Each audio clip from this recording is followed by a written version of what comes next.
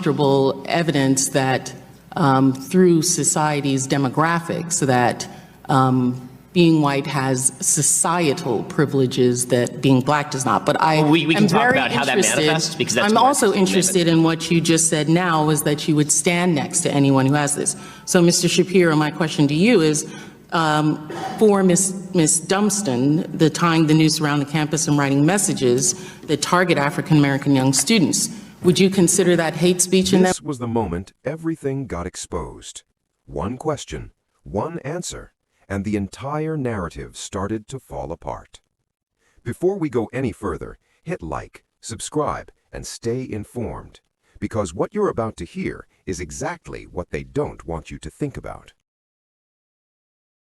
I had a conversation with Rachel Lazar, who's done some work, a Jewish American woman who's done some work on this area, as well as having extensive conversations with Dr. Greg Parks of Wake Forest University, who's also talked quite a bit about critical race theory.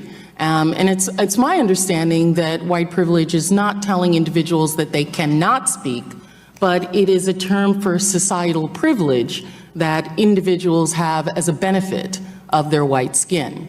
And I don't think that, and I think universities would be remiss to then say that because you're white, you're not allowed to say anything that's critical of white people. I didn't know that white privilege actually went into that sphere. My understanding is it's just, and the issue is that white privilege makes people uncomfortable to talk about the societal privilege that they have.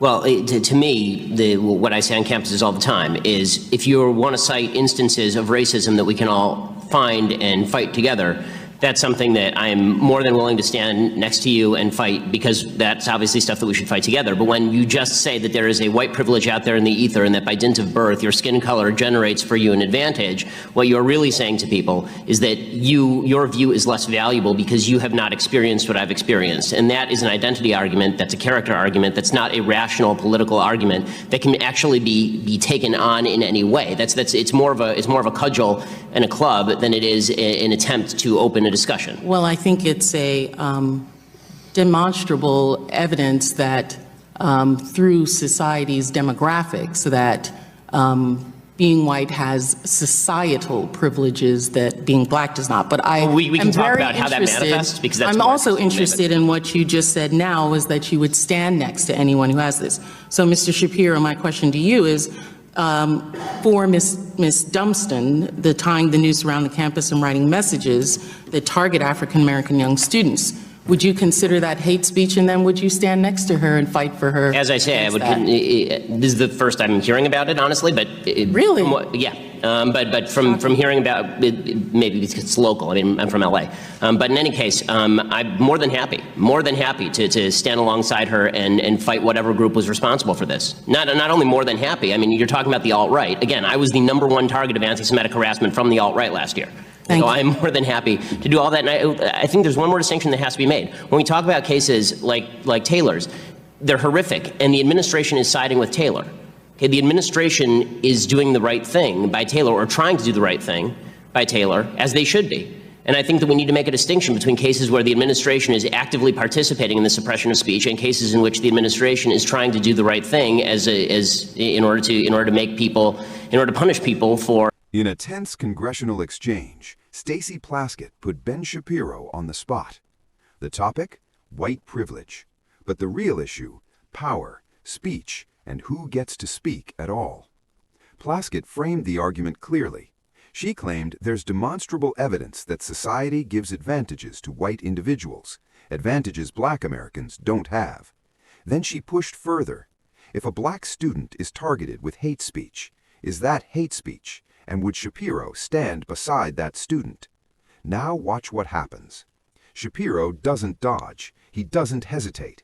He says plainly, if there's real racism, real harassment, real targeting of individuals, he will stand against it, every time.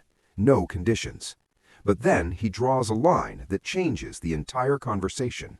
He rejects the idea that simply being born white automatically gives you a moral or intellectual disadvantage in the conversation. And that's the key moment. Because what he's really saying is this: If you tell someone their voice matters less because of their skin color, that's not an argument. That's identity politics replacing reason.